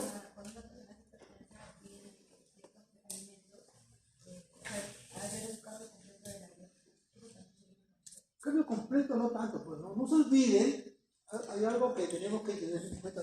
Por ejemplo, esas cosas asustan al paciente y no va a querer adherirse, nunca va más. Modificar la dieta de tal manera que sea una dieta más saludable. Una dieta rica en verduras, una dieta bajo en sal, no quitar el sal, no se le quita, se disminuye. No, es que si se le quita sal la gente no va a aceptar. Es un exceso de la sal, ¿no? Ojo que nosotros debemos tener, antes, hace 5.000 años, hasta antes de 5.000 años, nuestra concentración, nuestra ingesta de sodio normal era de 1 gramo al día. Porque la dieta era diferente. Estamos hablando de Homo sapiens. que después de ese tiempo hasta ahora, ya no, nuestro valor normal está entre 3,5 y 5. Que así mantenemos, no se olvide que nosotros tenemos que tener una homeostasis. Y de esa homeostasis significa que tenemos que tener sodio, que tenemos que tener potasio. Eso de quitarle, yo no me encuentro sentido. Lo que yo me encuentro peor, que hace que el paciente no complete. Y yo no estoy de acuerdo que se le quite completo, que se disminuya así. Se disminuye así, y que bueno, que se adicione después sale de potasio. El potasio, por ejemplo, el consumo de potasio, también bastante potasio, también es bueno para controlar la presión dentro de la dieta. El ejercicio te baja, ¿no? Vamos a ver, el ejercicio, bajar de peso, te baja la presión. Ya está cuantificado. ¿Okay? Entonces, vemos de que un paciente hay que mejorar la calidad de vida, no torturar su calidad de vida, ¿no? Hay que, poco a poco, sea consciente, no se olviden que una hipertensión es consecuencia de todos los desajustes durante muchos años. No es que apareció hoy día la hipertensión, no apareció la semana pasada, hace un mes. Los desajustes vienen muchos años. Por eso que hay que tener una vida un poco controlada. Eso no significa que no haga. Por ejemplo, yo trato de controlarme como, trato de controlar mi peso todo el día, ahora estoy un poquito preocupado porque subí 1 kilo, no sé cómo bajarlo. Pero yo, claro, antes cuando trabajaba también en un hospital, estaba todo el día afuera. Salía a mi casa a las 6 y regresaba a las 8:30. Y no hacía nada, no almorzaba. ¿Por qué? Porque me daba cuenta que almorzaba y yo estoy pues. Así que mejor llegar a mi casa y cenaba bien. Y así comenzaba con todo esto. Ahora, trato de controlar, pero bueno. Entonces, debemos que manejar eso. Tenemos que controlar. ¿No? Antes yo decía, me controlo bien durante una semana y el fin de semana sí, cuando lo que me gusta.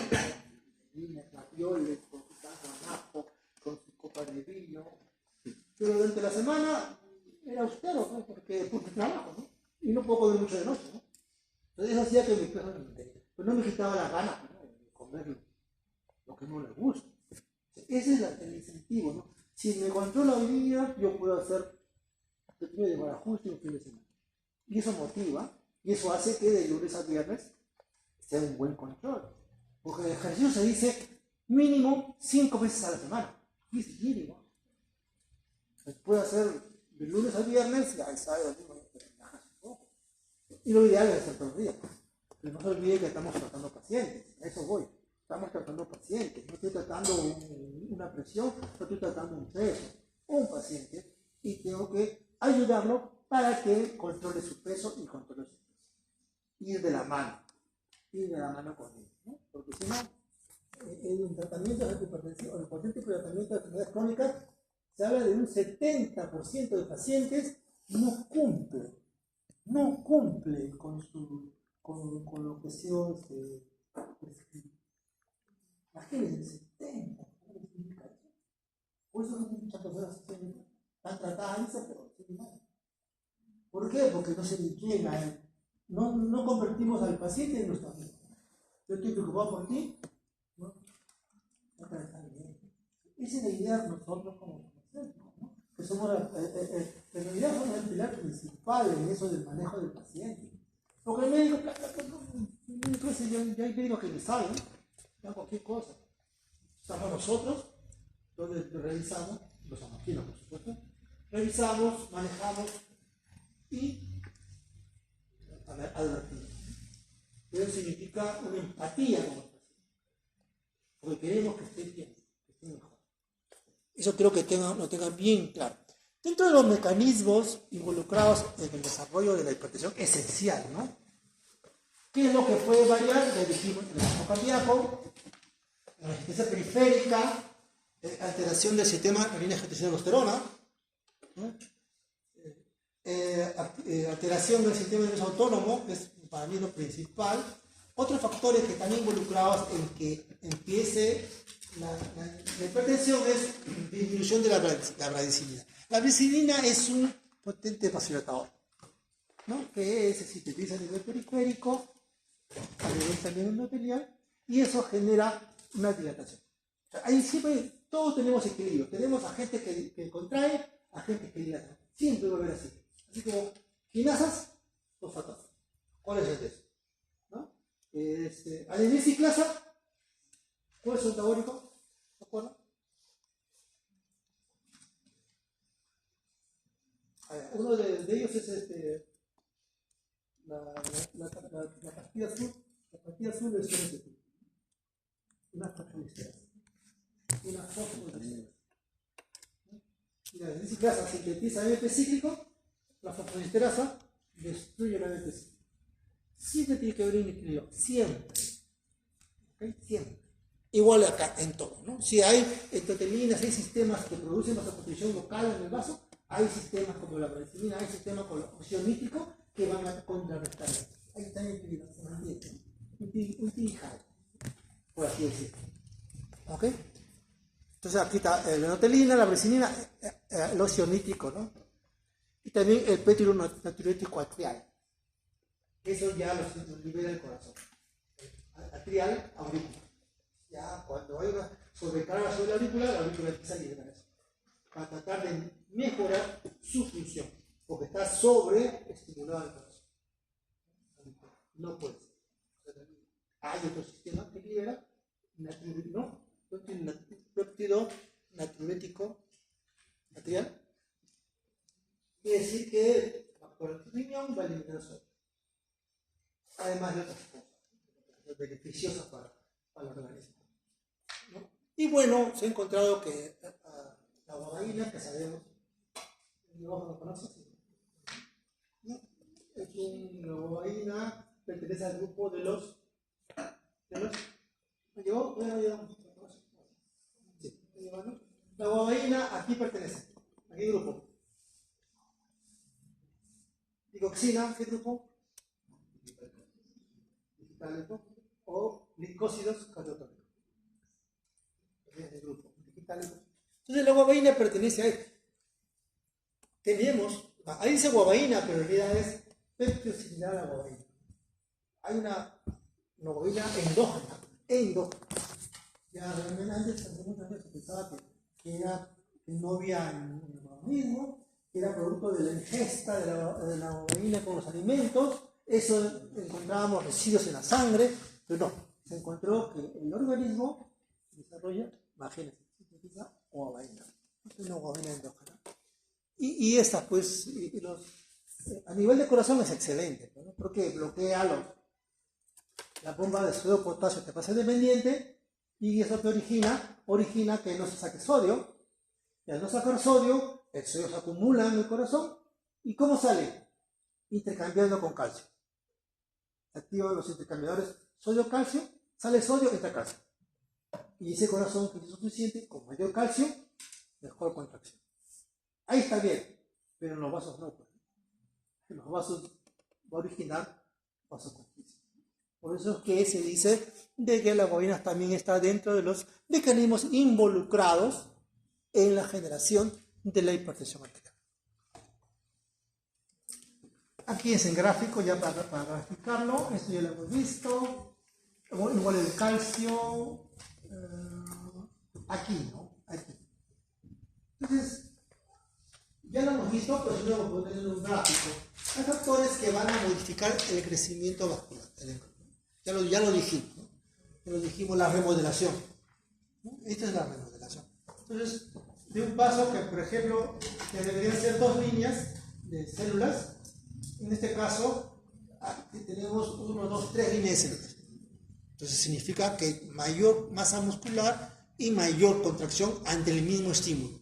Ante la misma unión de la norepinefrina a su receptor, alfa 1, te va a producir una mayor contracción. Esa remodelación está dada, aparte de lo que hablamos de protón, hidrógeno, el factor de crecimiento celular en su vida, hormona de crecimiento, la parabromona y hablamos de los oncogenes en su vida. ¿Alguna pregunta?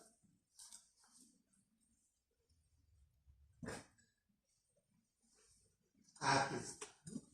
los mecanismos que involucramos por la obesidad.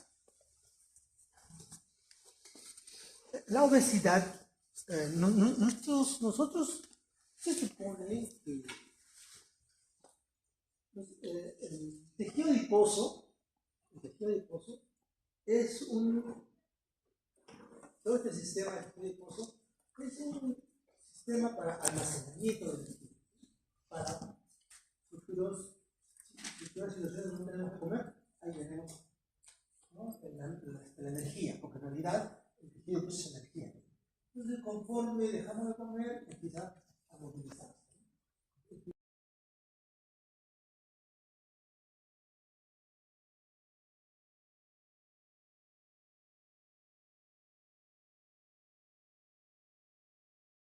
Dejar de comer, no, te da ganas porque te arriba, como no hay glucosa, no hay ATP, las células se devoran, ¿no?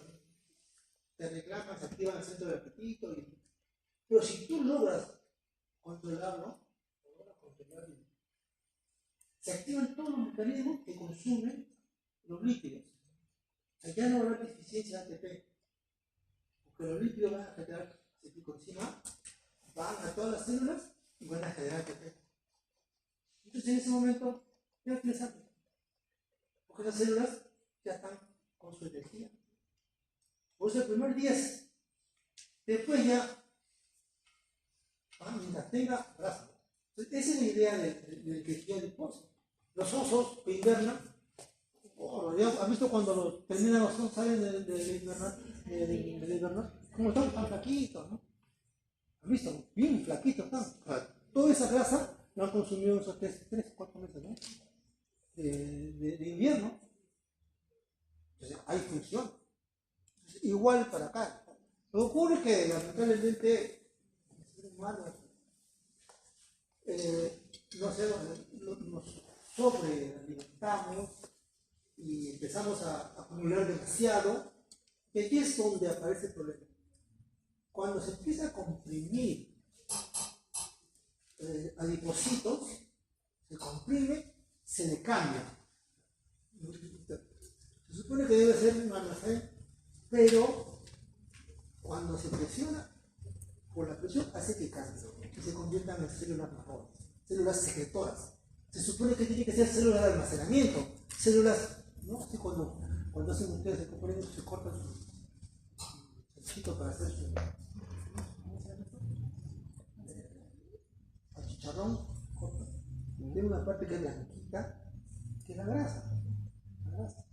Y es de almacenamiento.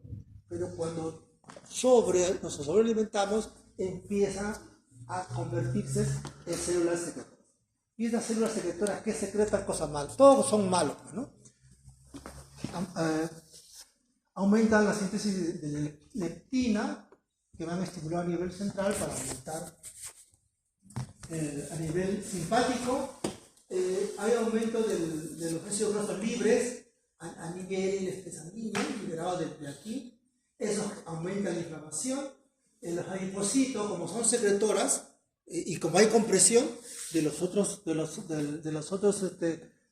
células, se activan los mecanismos inflamatorios. Es como si fuera una presión que se activa la síntesis de interleucina. Imagínense, todas las células ¿cómo se llaman estas? Las citoquinas, ¿no? Las interleuquinas, el factor de necrosis tumoral, la proteína C reactiva, sustancias reactivas de oxígeno, todo incrementan más la inflamación. Esta inflamación altera el endotelio, disminuyendo el óxido nítrico, aumentando la liberación de endotelina. Eso produce vasoconstricción. Y acá también se sintetiza angiotensinógeno. Acá también aumenta la síntesis de angiotensina 2. Angiotensinógeno que genera angiotensina 1 y angiotensina 2 y promueve la síntesis de aldosterona. Vean ustedes, esa grasa empieza a sintetizar y liberar un montón de cosas que son dañinas. ¿De acuerdo? Y por eso es que el paciente obeso tiende a ser hipertenso. Tiende a ser. Y también diabético. ¿No? Acá también disminuye la capa. La hidropectina disminuye la sensibilidad a la insulina. Y eso genera mayor acumulación de grasa. Y vemos pues que se aumenta la actividad simpático y aumenta la hipertensión. Igual, el RAS aumenta la absorción de sodio y aumenta la sobrecarga de volumen. Igual, esto genera angiotensina 2 y ya vimos que hace la angiotensina 2 al nivel cerebral, ¿no? Aumenta la actividad simpática. Vean ustedes cómo se convierte en una retroalimentación positiva, dañina. Eso es lo que hace la obesidad. Si nosotros controlamos nuestra ingesta de alimentos, estos se controlan y los factores que están generando el aumento de la presión disminuyen. Si haces ejercicio, disminuye esto, baja la masa, el tejido adiposo, disminuyó el tejido adiposo, ya las células que eran secretoras ya no son secretoras. Estas secretoras porque están que lo comprimen, por eso que el abdomen chileno, ese es el plan aquí. Por eso que hay mujeres y personas que tienen una obesidad de forma de pera, ¿no? La obesidad está en sus piernas, en esta parte, son menos propensas a hacer hipertensión, porque no tienen mucha grasa en el abdomen. Hay otros que la grasa se acumula en el abdomen. Ahí es donde se produce esto. Por eso que el ejercicio es bueno para disminuir esto y por ende se revierte lo que está provocando el aumento de la presión. Igual la dieta, ¿no? ¿Ok? ¿Está claro? ¿Alguna otra pregunta? No, es simplemente para ver cómo el ROS provoca pues hipertensión, ¿no? Simplemente el exceso oxidativo, cómo se produce daño a nivel renal, cómo puede producir fibrosis cardiovascular y disfunción vascular, ¿no? Y todo eso genera hipertensión. Otro mecanismo. Igual aquí, como el ROS activa una serie de receptores, promueve la acción de los receptores, igual, ¿no? Para producir daño en el órgano blanco. La hipertensión vascular y la fibrosis. Aquí vemos las influencias genéticas, de hecho que hay personas que tienen una tendencia genética, y bueno, pero la mayoría los factores son ambientales. Personas sedentarias, personas con sobrepeso y personas que se estresan. Personas que están malhumoradas, que no sonríen, que tienen que sonreír. La vida te golpea, pero tienes que sonreír, ¿no? No sé el gusto de quitarte la sonrisa. Para que en la vida siempre todo tiene solución. Como que mi madre, solamente la muerte no tiene solución. Y el resto tiene solución. Así que no se estresen. Entonces simplemente era para ver acá, ¿no? Ya hemos hablado de todo esto. La clasificación es la JN7, donde miren, es bien estricta, ¿no? Óptima, menor de 120 a 80, normal, menor de 130 a 85, normal alta, 130 a 139, e hipertensión, estadio 1, 2, simplemente para tener como referencia. Para personas menores de 60, esto sigue siendo válido, porque en los estudios que han hecho con medicina basada en evidencia no hay estudios robustos que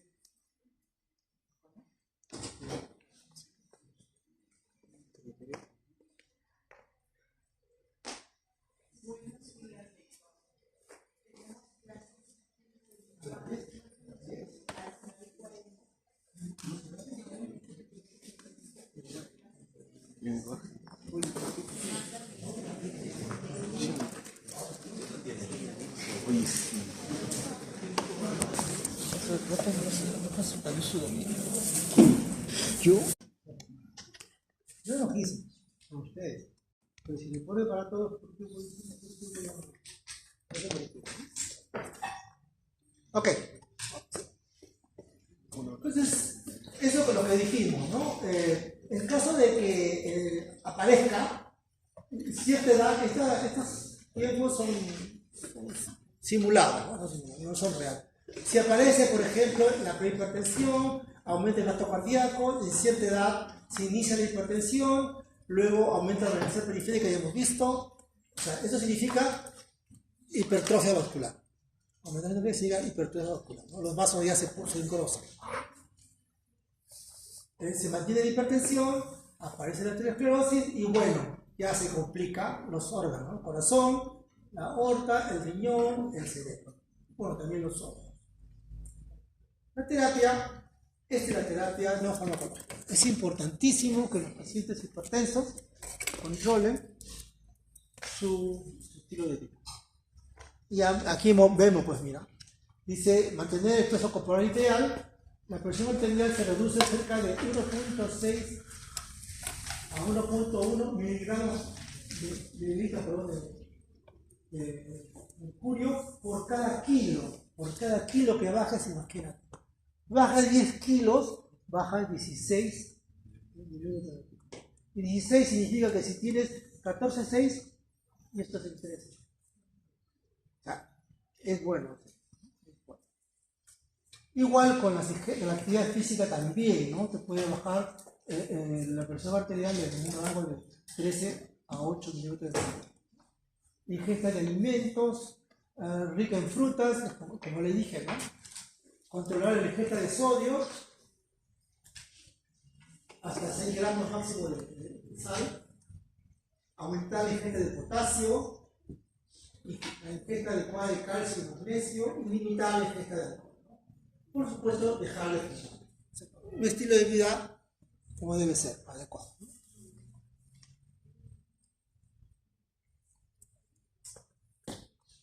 Esto aquí hablamos, ¿no? Población menor de 60, menor de 150 sobre 90. Esa es la meta, ¿no? Si es más de eso, se tiene que tratar. Eso es muy fuerte. Estamos hablando de medicina basada en evidencia y grado A. Es una recomendación, como para decirlo sí o sí. Debajo del grado A, pues se puede dudar. Pero si es grado A, la evidencia, pues, como es acá, es muy fuerte y debería cumplirse. O sea, una persona mayor de 60, no tengo por qué exigir que su presión sea 13, que sea 5. No. La presión debe ser menos de 15. ¿Ok? Y eso le quita un montón de pacientes a la industria. Como le digo, pero eso es medicina basada en evidencia. El resto sí, la población menor de 60, menor de 90, porque decíamos que la presión diastólica es el que nos indica pues, que hay problemas cardíacos, ¿no? Y el resto, sí, ninguna de ellas es grado A. El grado E simplemente son sugerencias, ¿no? No tiene valor. Este es el que tiene valor. Dentro de los fármacos prescritos, ahora son 4. Son 4 de primera línea, ¿no? La hidroclorotiazida o los tiazídicos, los YECA, los ARAS y los bloqueantes de canal de calcio. Hasta antes eran 5 con los beta-bloqueantes. El beta-bloqueante pasó a segunda línea. Se puede combinar cualquiera de ellos menos combinar entre YECA y ARA. El YECA y ARA sí se puede combinar, pero eso lo combina el cardiólogo, pero no para hipertensión, es para problemas cardíacos. Yo he visto recetas donde está YECA y ARA, pero solamente sí lo que pide un cardiólogo.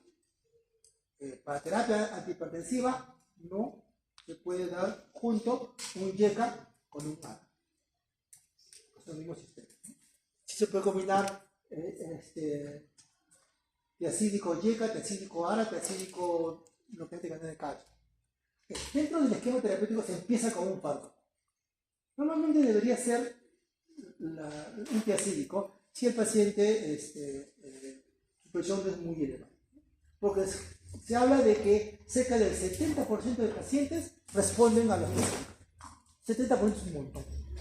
Respecto al tesídico, entonces se podría empezar con un tesídico. ¿Por qué? Porque el tesídico es barato y 0 dólares al día. Bien barato. En el día, el paciente puede responder y las dosis son bajas. La dosis debe empezarse con 12,5. Y se debe incrementar para mí hasta 25. En algunas guías he visto hasta 50, pero no justifica cuadruplicar la dosis inicial cuando ya hay un riesgo. Si con 25 no tienes un buen control, ahí se puede adicionar un segundo medicamento, manteniendo el tesídico. ¿Ok? La respuesta al tesídico se observa a las 4 semanas, no es inmediato.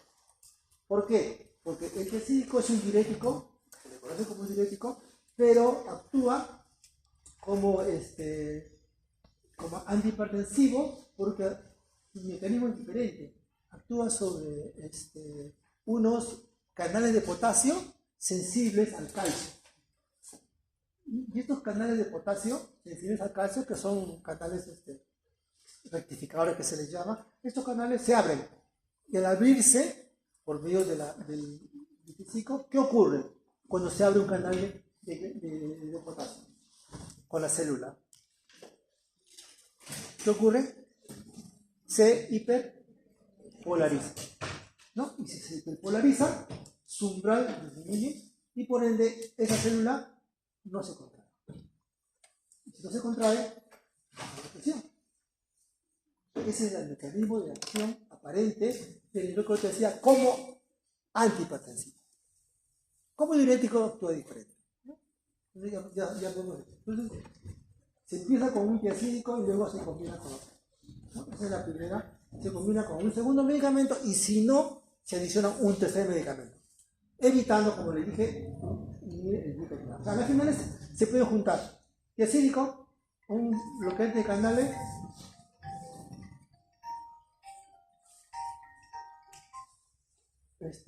bloqueante de canales de calcio y un YECA o un ARA.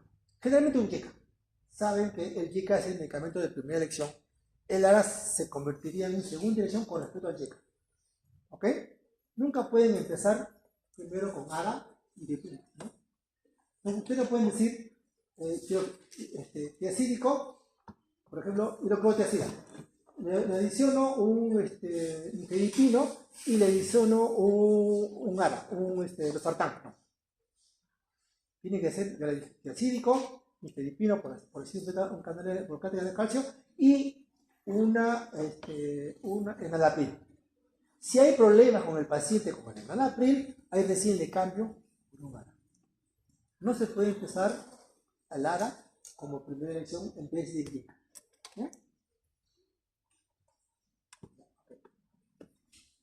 ¿Alguna pregunta? Bueno, aquí estamos bien, ya hablamos de cómo se debe ajustar. Bueno, este gráfico es el antiguo. Ya, aquí como todos los medicamentos, los YECAs actúan aquí, evitando pues la conversión de la extrema movilidad potencial. Los ARAs actúan aquí, los beta-bloqueantes actúan aquí, y los canales de calcio actúan a nivel de los vasos, ¿no? Ustedes saben que la contracción se produce porque hay un incremento del calcio citosólico. Ese calcio citosólico aumenta, ¿por qué? Porque llega la señal, se despolariza y se abren los canales de calcio de voltaje dependiente. Entra calcio y se produce la contracción. ¿Okay? Para que entre calcio se tiene que llegar a un umbral donde se apertura una pantalla de calcio. Los tiacídicos, ¿qué hacen? Que el umbral baje de tal manera que no se llegue al umbral que abran canales de calcio. En cambio, los que hacen canal de calcio lo que hacen es se unen al canal de calcio y evitan que se abra. Entonces, si no se abre, no entra calcio. Si no entra calcio, no hay control. ¿Ok?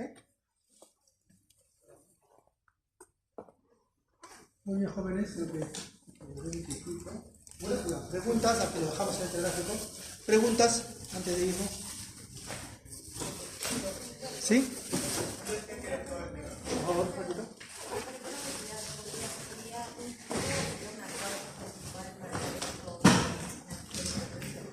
No tanto principal, pero sí va a requerir que puedan. Voy a sumar favor. De esto. Extensión de dominio, tiempo congelado. Extensión de dominio, tiempo congelado.